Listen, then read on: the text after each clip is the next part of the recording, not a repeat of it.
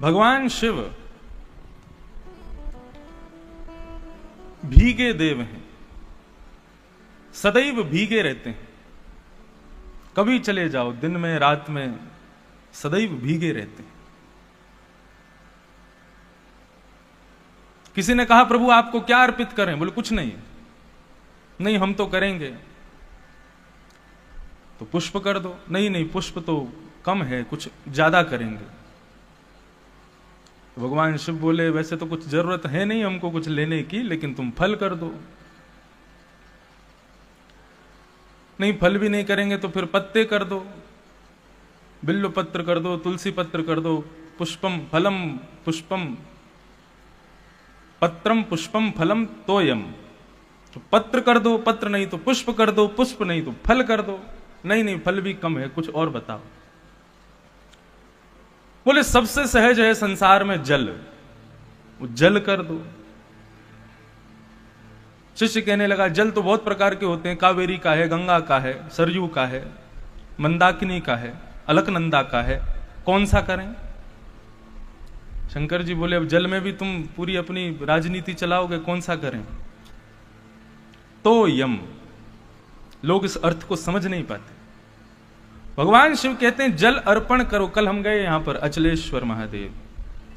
ओ महाराज, लोगों ने तो शंकर जी को जाने क्या समझ लिया है। बहुत कष्ट होता है ऐसे देख करके। मेरे सामने की घटना, लोग सामने से दूध लेकर के थैली लेकर आते हैं और सीधा फाड़े ऊपर से पिचकारी मार रहे हैं जैसे तुम होली खेल रहे हो शंकर जी के साथ। एक माता ने तो देखा हाथ से फटे ही नहीं रहा तो मुंह से फाड़ के ये लो शंकर। इससे बढ़िया मत चढ़ाओ। हम गए, हम खाली हाथ गए, कुछ नहीं लेकर के गए, बस जाकर के दो हाथ जोड़ करके प्रणाम किया। एक कोई थे साथ में, उन्होंने ला करके एक लोटा में जल और दूध दिया, व्यवस्था बन गई तो फिर चढ़ा दिया। इस प्रकार उसी उन्हीं पर चना डाल रहे हैं, वहीं मिश्री डाल रहे हैं, वहीं पुष्प डाल रहे हैं, वहीं धतूरा डाल रहे हैं। अरे वो शंकर जी हैं भाई, उनको लगती होगी। एक आदमी आया, उसके 5 उंगलियां भरी हुई थी अंगूठियों से, दे रगड़ा मारा उसने शंकर जी के, नाक वाक सब छिल गई होगी। कहां चला जाता है हमारा भाव? हम भगवान को कभी सोचते भी हैं कि वो चैतन्य है कि नहीं है? तो यम, भगवान कहते हैं जल चढ़ाओ। कहां का चढ़ाऊं? बोले जब मेरे सामने बैठो और अपनी मेरी स्तुति गाते हुए, मेरा स्मरण करते हुए जब तुम्हारे नयनों से 2 अश्रु बिंद निकल आवे ना, वो जल मुझे चढ़ाओ, वो मुझे प्रिय है। साधारण जल, टोंटी, कई मंदिर शंकर जी के देवालयों की तो बहुत बुरी स्थिति कर रखी हम लोगों ने। टोंटी जल की शंकर जी के ऊपर ही रखते हैं, सीधा वहीं से लोटा भरा चढ़ा दिया। कभी प्रसन्न नहीं होंगे देव इस स्थिति से। तो अरे कोई नियम होता है, कोई एक व्यवस्था होती है। देव के सामने किस प्रकार खड़ा होना चाहिए, किस प्रकार हमको बैठना चाहिए, किस प्रकार की स्तुति कब गानी चाहिए, क्या प्रस्तुत करना चाहिए। हम लोग बस क्या करते हैं, आगे वाला जो कर रहा है उससे बढ़िया करना है मेरे को। उसने मिश्री चढ़ाई तो मैं पेड़ा चढ़ा दूंगा शंकर जी पे। लेकिन दया की साक्षात प्रतिमूर्ति हैं भगवान शिव। वो भले ही, अच्छा आपको पता है भगवान शिव को संहार का देवता क्यों बनाया? श्रीमद् भागवत में कथा आती है कि ब्रह्मा जी ने सबसे पहले शंकर जी को, शंकर जी प्रकट कहां से हुए? अब कथा सुनाई देते हैं। ब्रह्मा जी ने जब सृष्टि करना शुरू किया तो सृष्टि करते हुए ब्रह्मा जी ने सबसे पहले मानव को बनाया, और वो मानव थे सनक, सनंदन, सनातन, सनत कुमार। ये 4 लोग। सनत कुमार, तो सनत कुमारों को जब बनाया तो नारद जी ने, ब्रह्मा जी ने पूछा मैंने तुमको क्यों बनाया? तो सनत कुमार कहने लगे भगवान का भजन करने के लिए बनाया है। तो ब्रह्मा जी कहने लगे केवल भजन करोगे, कर्म नहीं करोगे तो आलसी हो जाओगे। भजन करना जरूरी है, लेकिन कर्म प्रधान विश्वर चिराखा। कर्म प्रधान है, कर्म पहले होना चाहिए, भजन उसके बाद में दूसरे नंबर पर रखो। चारों कहने लगे नहीं हमसे कर्म नहीं होगा, हम तो भजन ही करेंगे। तब ब्रह्मा जी ने 10 पुत्र और बनाए, मानस पुत्र, उनमें सबसे छोटे नारद जी। 10 पुत्रों को बनाने के बाद में उनसे पूछा मैंने तुमको क्यों बनाया, तो वो भी बोले हमको भजन करने के लिए बनाया। तो शंकर ब्रह्मा जी को इतना क्रोध आया, केवल भजन करोगे? क्रोध के कारण ब्रह्मा जी का ललाट नीला पड़ गया और उस ललाट का भेदन करके भगवान रुद्र शिव प्रकट हो गए। क्रोध से प्रादुर्भाव हुआ भगवान शिव का। 2 स्थिति बताते हैं कि प्रकट होते ही रुद्र रूप धारण किया, क्रोध में भर गए तो नाम रुद्र पड़ गया और रौद्र पड़ गया। लेकिन कहते हैं कि फिर प्रकट होकर के रुदन करने लगे, रोने लगे। ब्रह्मा जी ने पूछा बेटा रोते क्यों? बोले मैं बढ़िया भगवान का भजन कर रहा था, आपने मुझे क्यों प्रकट किया? तो नाम रुद्र पड़ गया। तब कहा बेटा हमने सृष्टि करने के लिए तुमको बनाया है, सृष्टि करो, पृथ्वी बनाओ, लोगों को बनाओ। शंकर जी ने विचार किया कि सृष्टि हमारे बस की बात तो है नहीं, लेकिन पिताजी की आज्ञा हो गई, अब आज्ञा का पालन नहीं करूंगा तो मैं फिर अधम बालक माना जाऊंगा। 4 प्रकार की संतान होती हैं, 4 प्रकार के बालक होते हैं, उत्तम, मध्यम, अधम और चौथा तो बहुत बुरा शब्द कहा है, लेकिन हम कहें कनिष्ठ। श्रीमद् भागवत में आदि शास्त्रों में चौथा बालक बताया गया चांडाल। उत्तम बालक कौन है? उत्तमः चिंतितः कुर्यात्, जो अपने माता पिता की बात को कहने से पहले उनके चेहरे के आव भाव को देख करके समझ जाए कि वो क्या चाहते हैं और उस क्रिया को पूरा कर दे, उसको कहते हैं उत्तम बालक। मध्यम बालक कौन है? जो आज्ञा का पालन करे, आज्ञा माता पिता की हो जाए फिर उसको करे, उसको मध्यम कहते हैं। और अधम करेगा लेकिन मां को 100 सुनाएगा, पिता को 50 सुनाएगा, करेगा आज्ञा का पालन लेकिन सुना सुना करके करता है। पूरे दिन मेरे ही पीछे पड़े रहते हो, मैं ही दिखता हूं आपको काम करने के लिए, वो नहीं दिखता, वो बैठा वहां पे। इस प्रकार से जो माता पिता की आज्ञा का पालन करते तो हैं लेकिन 100 सुनाते हैं, उनको कहते हैं अधम। और कनिष्ठ यानी कि चांडाल, कान पर जू ना रेंगना, बोलते रहो, कोई फर्क ही नहीं पड़ता। पढ़ने की बोलो, काम करने की बोलो, किसी काम की बोलो, हम पे कोई फर्क नहीं पड़ता, हम ऐसे ही पड़े रहेंगे। ऐसे बालकों को कहा जाता है कनिष्ठ। और शास्त्र भाषा में सुने तो चांडाल। चांडाल की परिभाषा क्या बताइए? बोले कि उसका जन्म केवल माता पिता को दुख देने के लिए हुआ है, वो इसीलिए वो माता पिता के पूर्व जन्म के कर्म के अनुरूप दुख के रूप में उनका पुत्र वही आया है, वो दुख देने आया है उनको। शंकर जी ने मन में विचार किया कि यदि मैंने अपने पिता की आज्ञा का पालन नहीं किया तो मैं अधम हो जाऊंगा। उत्तम तो नहीं बन पाया कि मैं पहचान जाता कि पिता क्या चाहते हैं, लेकिन अब आज्ञा हो गई है तो करना चाहिए मुझे।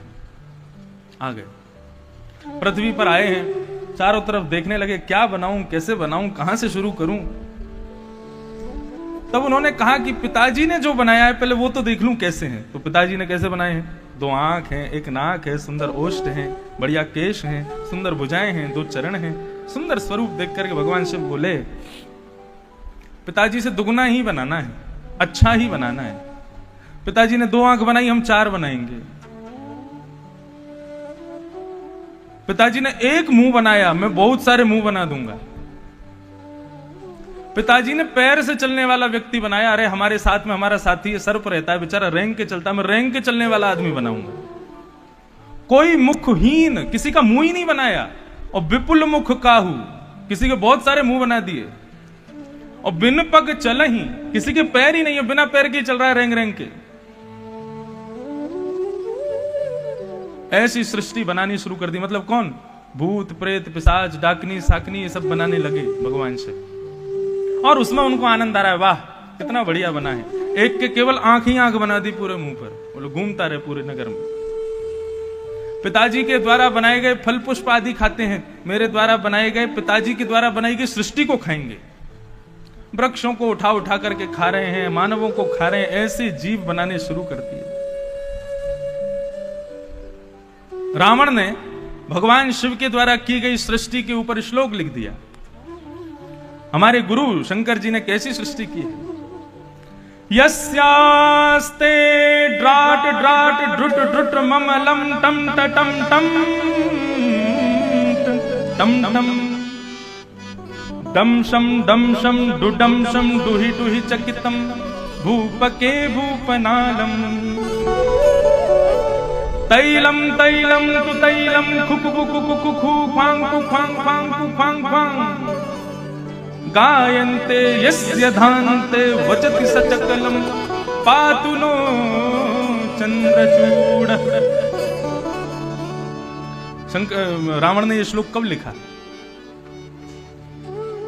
रावण बहुत अटेंशन सीकर शिष्य था भगवान शिव का।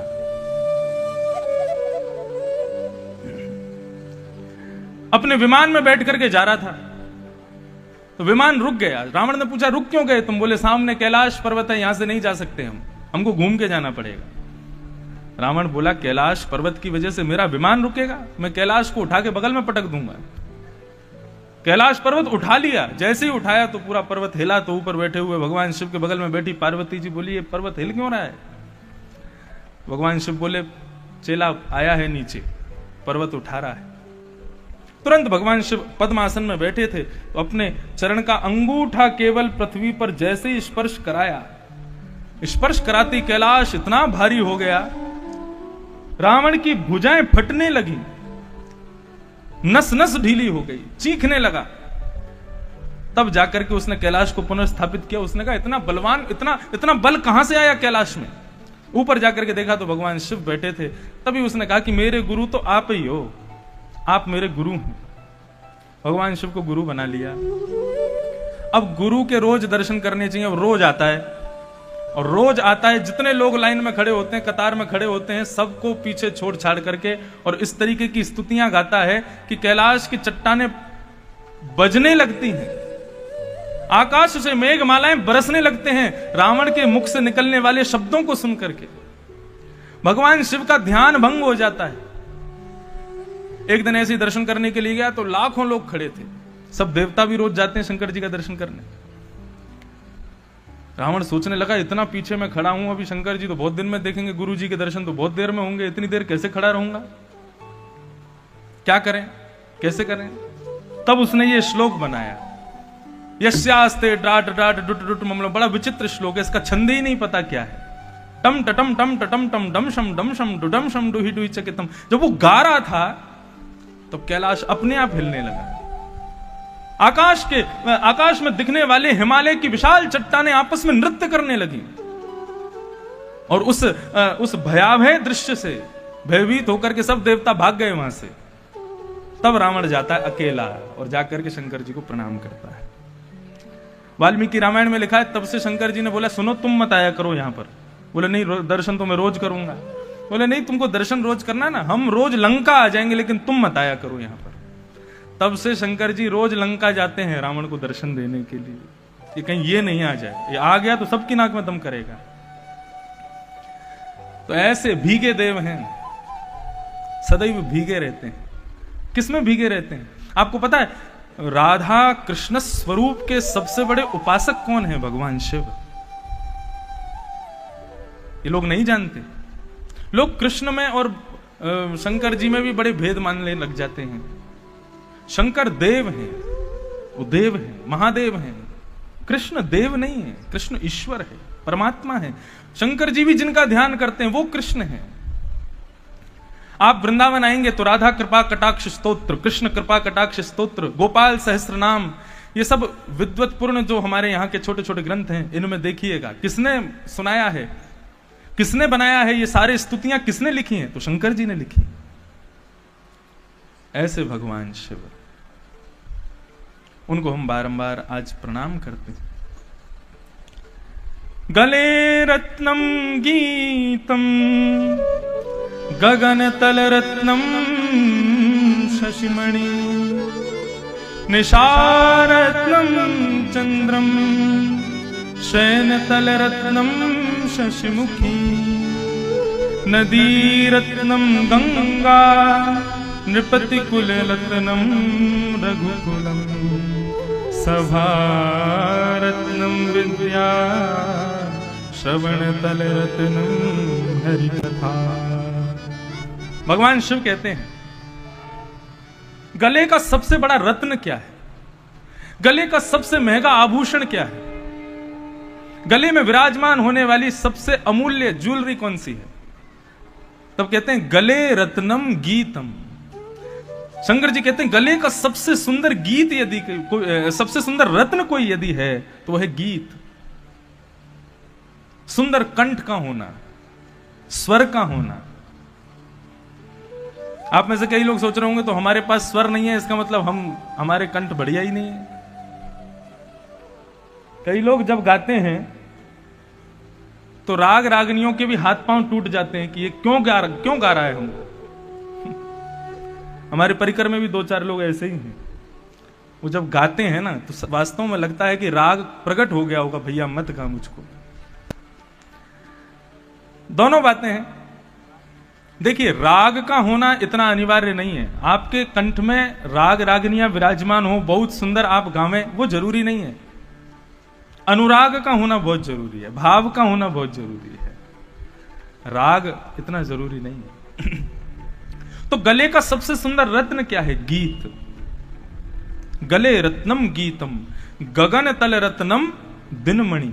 इस आकाश का सबसे बड़ा रत्न क्या है? आज हम दर्शन करने गए थे, भगवान सूर्य। इस आकाश का सबसे सुंदर रत्न यदि कोई है तो वो है भगवान सूर्य। क्या अद्भुत। वैसे तो हमने यहां पे तो कॉपी की है हमारे कोणार्क मंदिर की, जो उड़ीसा में है, लेकिन जब अंदर सूर्य भगवान का दर्शन किया, आहा, अद्भुत स्वरूप है, मानो साक्षात सामने सूर्य नारायण विराजे हों, ऐसा अनुभव हो रहा था। बहुत सुंदर। तो वे कौन है? इस आकाश के सबसे सुंदर रत्न हैं शशिमणि, दिनमणि, यानी कि सूर्य। निशा रत्नम चंद्र। रात्रि का सबसे सुंदर रत्न कौन है? चंद्रमा। ये रात्रि के सबसे सुंदर रत्न है। नदी रत्नम गंगा। नदियों में रत्न कौन है? गंगा। नृपति कुल रत्नम रघुकुलम। राजाओं में सबसे सुंदर रत्न रूपी कुल कौन सा है? बोले रघुकुल, राम जी का। सभा रत्नम विद्या। जहां पर 100, 200, 1000, 500 लोग बैठे हों, वहां पर सबसे सुंदर रत्न क्या है? विद्या। जो विद्वान होगा उसी की इतने लोगों में पूछ होगी, जो जानता होगा, जानकार होगा। ठीक उसी प्रकार कहते हैं भगवान शिव, श्रवण तल रत्नम हरि कथा। इन कानों का सबसे सुंदर रत्न यदि कोई है तो वो है भगवान की मंगलमयी कथा। ऐसे भगवान के मंगलमयी कथा प्रसंगों में जिनकी अति रुचि है, ऐसे शिव जी को हम बारंबार प्रणाम करते हैं। आज के मंगलमय प्रसंग में प्रवेश करें। कल हम लोगों ने श्रवण किया श्रीमद् भागवत के प्रथम स्कंद का प्रथम श्लोक। बंधुओं, सत्यम परम धीमहि। बहुत ध्यान से सुनिएगा, एक एक शब्द सुनिएगा।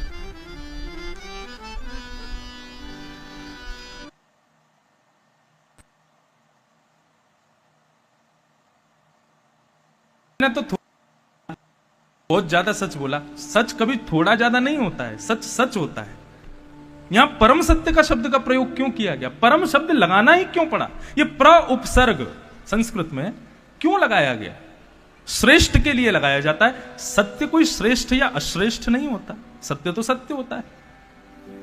तो फिर प्र उपसर्ग क्यों लगा? तो जरूर वेदव्यास जी ने इसमें कुछ कहा है, कुछ प्रस्तुत करने का प्रयास किया है। कृष्णम परम धीमहि कहते, रामम परम धीमहि कहते, देवी परम धीमहि कहते, शिवम परम धीमहि कहते। किसी देवी देवता का नाम नहीं लिखा, सत्यम परम धीमहि। वेदव्यास जी महाराज ने श्रीमद् भागवत के प्रथम श्लोक में कह दिया कि यह भागवत की कथा सबके लिए है। किसी एक मजहब के लिए, किसी एक पंथ के लिए, किसी एक संप्रदाय के लिए, किसी एक जाति विशेष के लिए नहीं। सत्यम परम धीमहि। सत्य को वंदन करते हुए वेदव्यास जी ने कहा यह वह सत्य है जो सबको प्रिय है। सिख भाइयों से भी मिलेंगे तो वे भी सत श्री अकाल, वो भी सत्य को वंदन करते हैं। देवी को भजने वालों के पास भी जाओगे तो वे भी कहेंगे सांचे दरबार, सांचा यानी कि सत्य। शंकर जी को भजने वाले सत्यम शिवम सुंदरम सत्य। कुरान की एक आयत है, उसमें भी सत्य को ही श्रेष्ठ बताया गया। सब श्रेष्ठ, सब सत्य को ही श्रेष्ठ मानते हैं। इसलिए श्रीमद् भागवत में किसी एक देवता को रख करके और प्रथम श्लोक नहीं लिखा गया, सत्य कहा गया, यानी कि सबके लिए, सब आइए, सर्वव्यापी है। और धीमहि, ये धीमहि शब्द का अर्थ क्या है? बंधुओं देखिए, संसार में भगवान ने हमको किसी भी कार्य को करने के लिए दो वस्तु प्रदान की है, एक तो बुद्धि और दूसरा मन। सुबह से शाम तक आप जो भी कुछ करते हो, या तो बुद्धि की रुचि से करते हो या मन की रुचि से करते हो।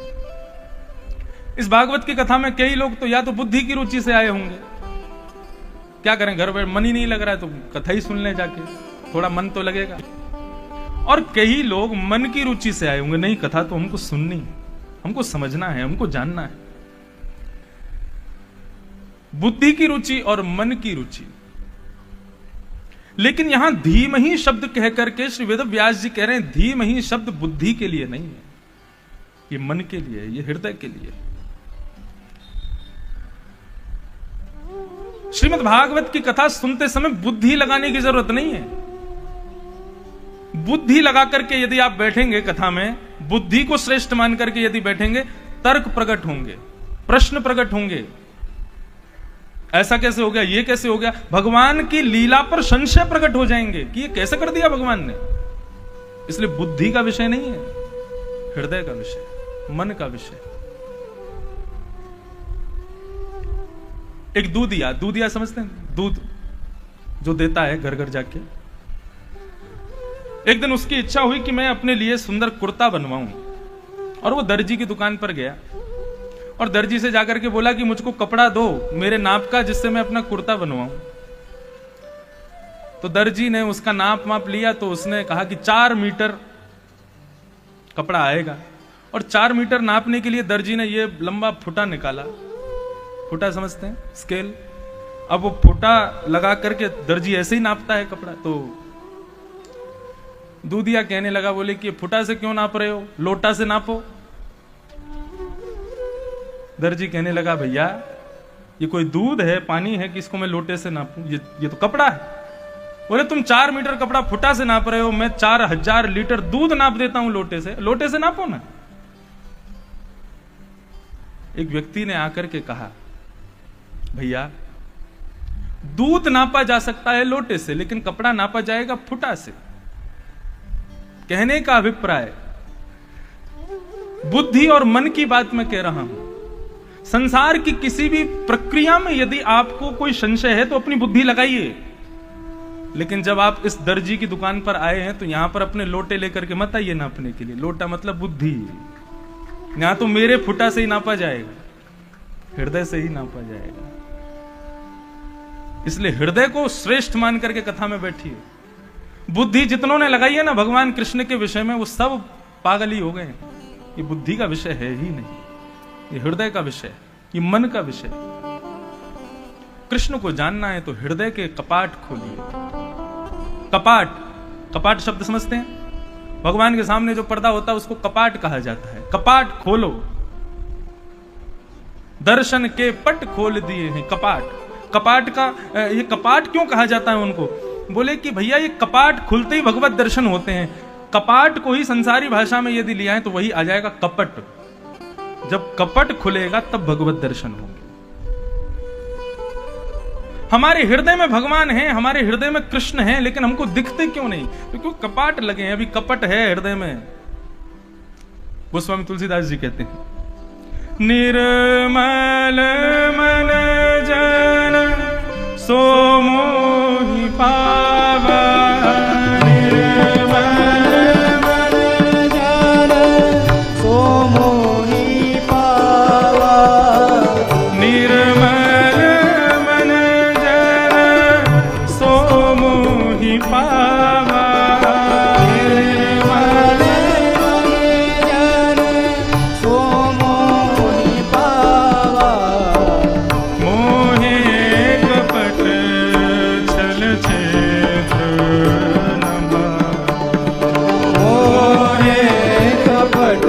छल छिद्र न भावा मोहे कपट छल छिद्र न भावा मोहे कपट छल छिद्र न भावा।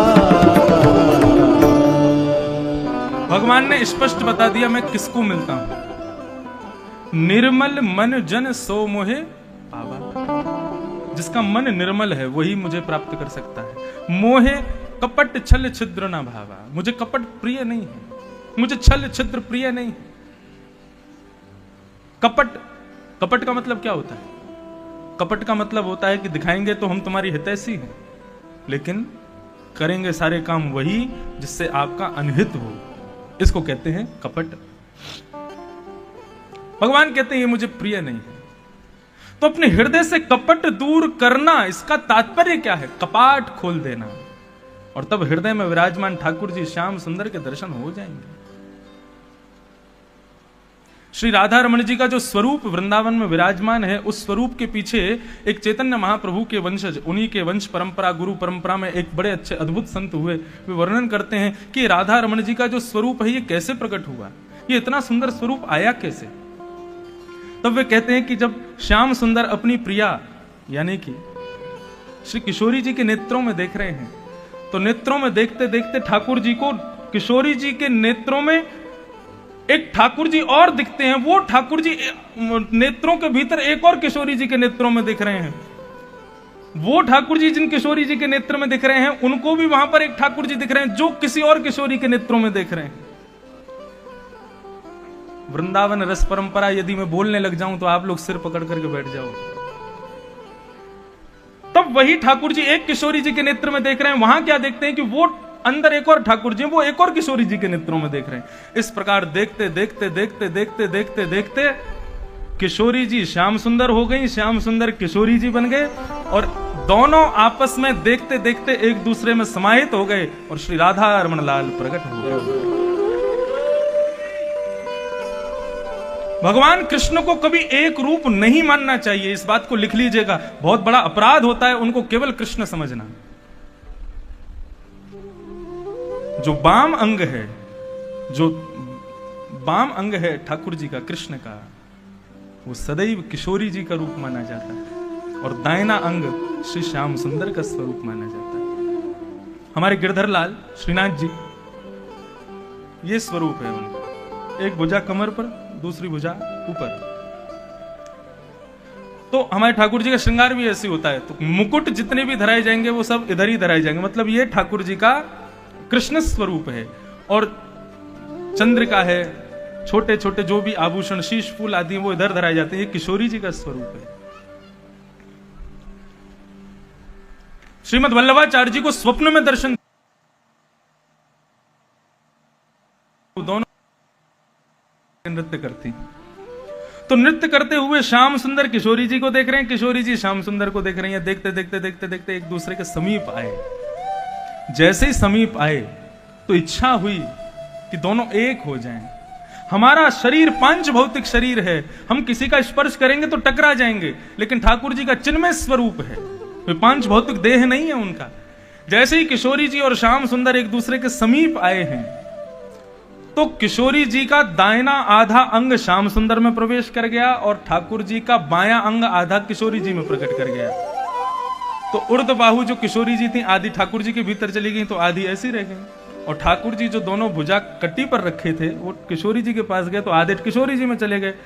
तो यहां पर कटी भाग में हाथ रखे हैं, ऊपर भुजा उठी हुई है, यही श्रीनाथ प्रकट हो गए। कितने भी स्वरूप कृष्ण के हों, एकांत कृष्ण नहीं है वो, उनके साथ सदैव किशोरी जी रहती। हमारे वृंदावन में आपको किसी भी मंदिर में राधा रानी का दर्शन होगा ही नहीं। बिहारी जी गए हैं आप, काले कलूटे पे खड़े होंगे बड़े बड़े आंखों को लेकर के, लेकिन राधा रानी कहां है? बगल में एक साड़ी पहन करके और एक चूड़ामणि दिखाई देती, बोलते हैं ये राधा रानी है। वो उन लोगों के लिए राधा रानी है जिनको वो लगता है कि अकेले ठाकुर जी खड़े हैं, लेकिन हम ब्रजवासियों को लगता है किशोरी जी और ठाकुर जी दोनों संग खड़े हैं। जिस प्रकार व्यक्ति इस प्रकार मुंह कर ले तो उसका इतना ही अंग दिखता है, अब यहां का इतना अंग और यहां का इतना अंग दोनों एक कर दो, एक ही अंग हो जाएगा। प्रत्येक स्वरूप ठाकुर जी का दो रूप है। तो भगवान कृष्ण को बुद्धि से नहीं जाना जा सकता। धीमहि शब्द कह करके वेदव्यास जी कहते हैं उनका धारणा करो, और धारणा सदैव हृदय से हो सकती है, बुद्धि से नहीं हो सकती। बुद्धि से आप नहीं पहचान पाओगे उन्हें। तो इस प्रकार सत्यम परम धीमहि, परम सत्य की वंदना की गई। कल श्रीमद् भागवत के द्वितीय श्लोक में मैंने आपको विषय, अधिकारी, संबंध और प्रयोजन 4 बातें बताई। अब जन कितनों को याद है, अब भूल भी गए होंगे। कथा लोग पूछो किसी से कैसी लगी, वो बहुत बढ़िया। अच्छा क्या सुनाया था हमने, ये नहीं पता, ये याद नहीं। 4 प्रकार के अवर श्रोता होते हैं और 4 प्रकार के प्रवर श्रोता होते हैं। पहले अवर बताते हैं। अवर मतलब इशारे से ही समझ जाओ बस। अवर श्रोता कौन से होते हैं?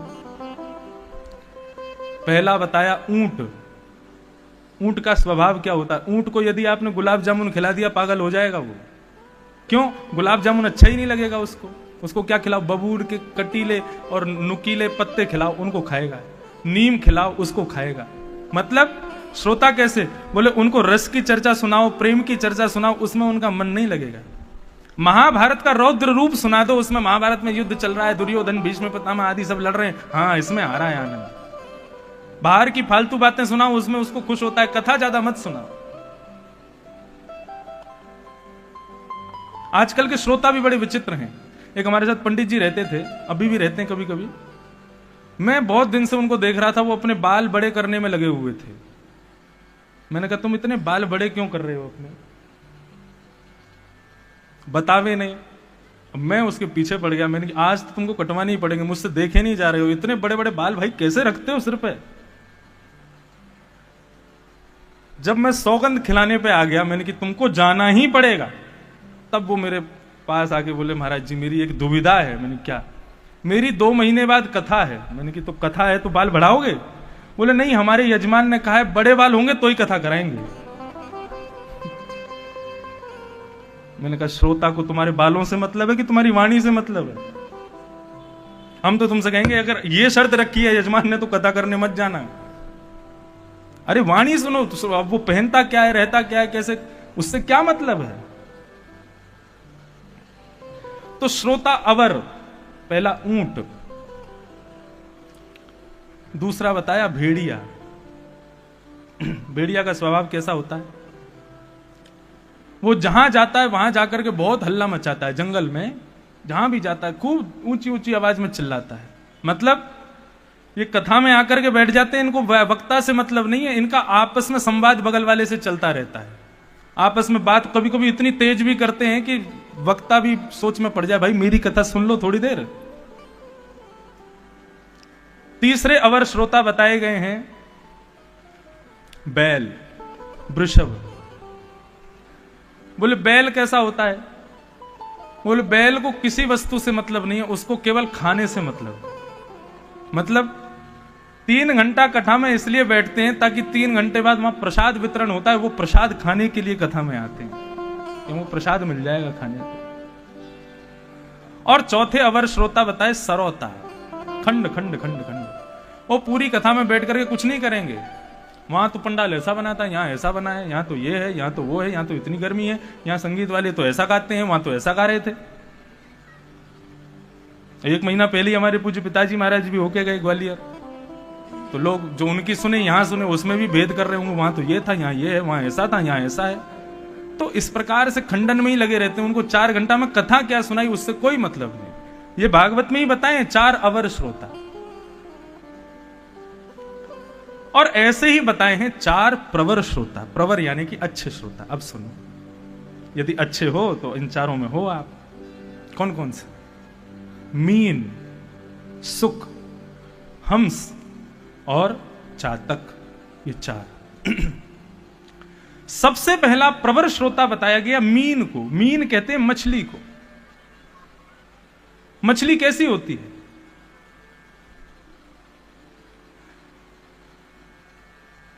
मछली को यदि आप उसके जलाशय से दूर करके और एक घड़े में दूध भर के और मछली को प्रलोभन दो, तू देख जल छोड़ दे, जल तो सस्ता होता है, मैं तुझे महंगे दूध में तेरे को जगह दूंगा, तू दूध में रहना आज के बाद।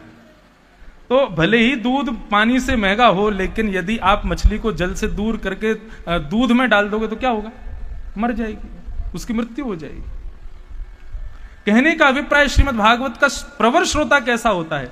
उसको कोई कहे कि तुम कथा मत सुनो, हम तुमको कथा से बढ़िया सुनवाएंगे कुछ।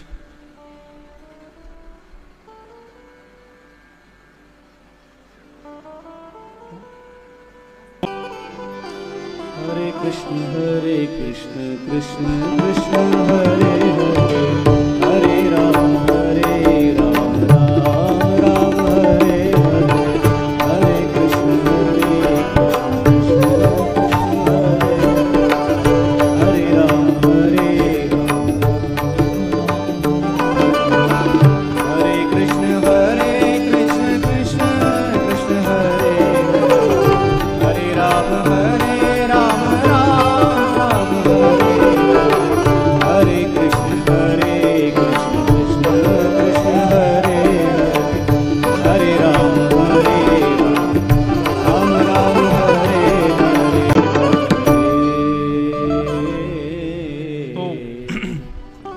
प्रवर श्रोताओं में सबसे श्रेष्ठ श्रोता कौन है? मीन।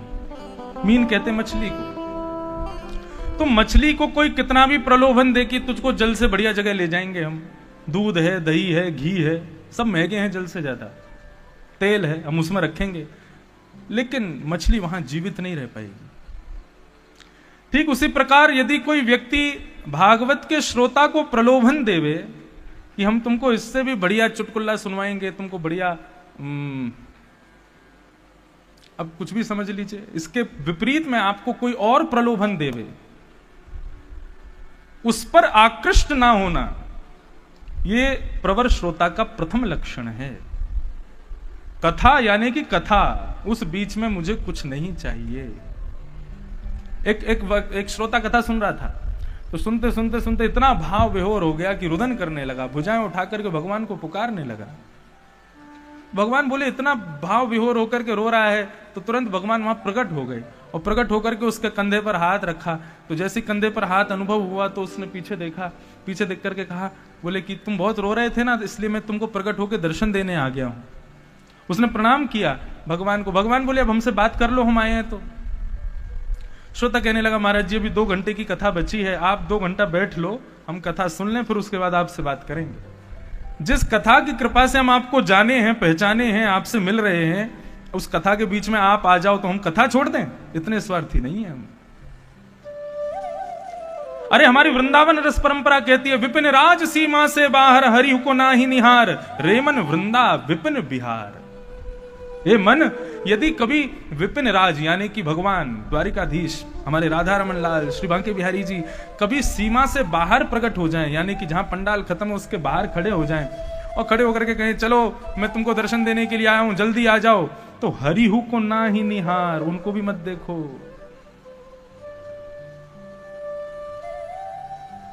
हरिहु को ना ही निहार।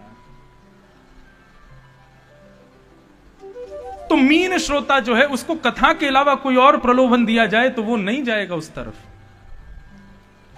मीन। दूसरा प्रवर श्रोता कौन है? सुख। हमारे भागवत जी के बगल में बैठे हैं सुख, यानी कि तोता, सुखदेव। सुख का स्वभाव कैसा होता है? बोलो तोता राम राम, तो तोता बोलेगा राम राम। मतलब भागवत का श्रोता कैसा होना चाहिए? सुख जैसा होना चाहिए। उसको जितनी कथा सुनाई गई, जितने भाव सुनाए गए, जितने प्रसंग सुनाए गए, उनको तोते की तरह रट करके याद कर ले, वो सब उसकी स्मृति में आ जाएं। सुख। तो मीन, सुख, और तीसरा है हंस। हंस का एक स्वभाव होता है, दूध और पानी दोनों को आप इकट्ठा कर देंगे तो आप अलग नहीं कर सकते। दूध और पानी एक होने के बाद में एक ही हो जाते हैं, पानी है ये पता ही नहीं चलता। और उसको दूर करने के लिए पानी अलग हो जाए, दूध अलग हो जाए, आज तक मुझे लगता है किसी साइंटिस्ट ने ऐसी कोई मशीन भी नहीं बनाई है। लेकिन हंस का यह गुण होता है कि यदि उसके सामने किसी पात्र में दूध और जल दोनों एक साथ भर करके रख दिया जाए तो वो दूध पी जाएगा, पानी को छोड़ देगा। यह हंस का गुण होता है। श्रोता कैसा होना चाहिए? हंस जैसा। श्रीमद् भागवत की कथा में भी आजकल खूब मिलावट शुरू हो गई है। हर प्रकार के प्रसंग सुनाए जाते हैं, हर प्रकार की कथा वार्ताएं कही जाती हैं, लेकिन श्रोता को चाहिए कि वो कैसा हो? वो हंस के जैसा।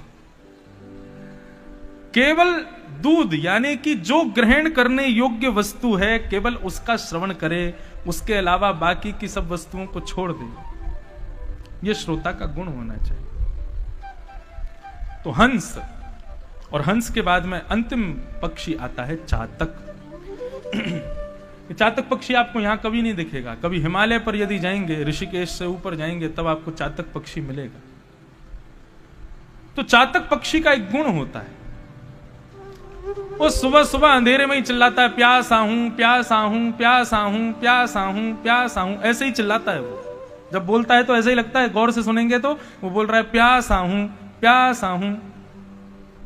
तो जब वो प्यासा हूं चिल्लाता है तो बाकी के सारे पशु पक्षी उसको घेर लेते हैं। बोले क्या सुबह सुबह तू हमको सोने नहीं देता है, प्यासा हूं चिल्लाता है, इतनी सारी नदियां बह रही हैं, इतने पोखर तालाब सब भरे पड़े हैं तेरे लिए, क्यों नहीं पीता इनको? प्यासा हूं सुबह सुबह शुरू हो जाता है। चातक पक्षी साल में केवल एक ही बार पानी पीता है। और कब?